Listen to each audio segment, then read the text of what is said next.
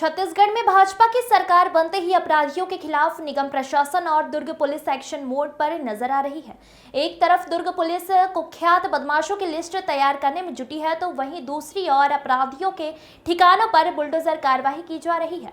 सोमवार को कैंप 2 स्थित संतोषी पारा में ऐसी ही एक कार्रवाई की गई, जिसमें निगम प्रशासन ने हत्या के आरोपी के घर पर बुलडोजर चलवाया। आपको बता दें कि कुछ दिनों पहले कैंप 2 स्थित बैकुंठ धाम में स्कूल में पढ़ने वाले छात्र को कुछ आरोपियों ने चाकू मारकर हत्या कर दी थी।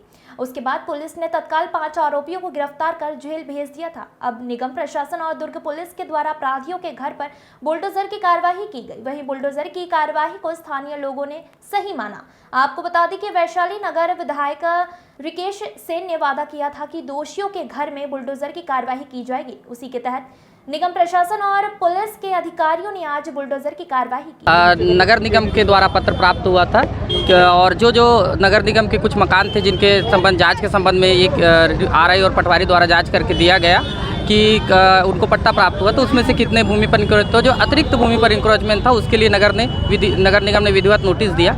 उसके बाद जो प्रशासन की टीम कार्यपालिक मजिस्ट्रेट के रूप में शांति व्यवस्था बनाने के लिए उपस्थित थी और जो अतिरिक्त कब्जा था जो नगर निगम के एक्ट के अनुसार उस पर कार्रवाई की गई। विधायक रिकेश सेन ने कहा था कि जो हत्या के आरोपी उनके घर तोड़े जाएंगे, ये उन्हीं के घर है, क्या यही कार्रवाई? नहीं, इस विषय में मुझे नहीं।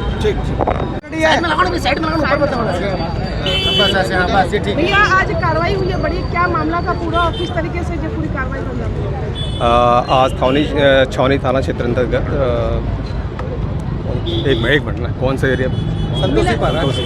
फिर से करेंगे जी। आज छावनी थाना क्षेत्र अंतर्गत संतोषी पारा एरिया में नगर निगम प्रशासन और पुलिस की संयुक्त कार्रवाइयाँ की गई हैं। निगम के कार्रवाई किस रूप में की गई है, क्योंकि एक जो हत्या के आरोपियों के घर में पूरी कार्रवाई हुई है? ये निगम की कार्रवाई है, इसका हमारे मामले से कोई लेना देना नहीं।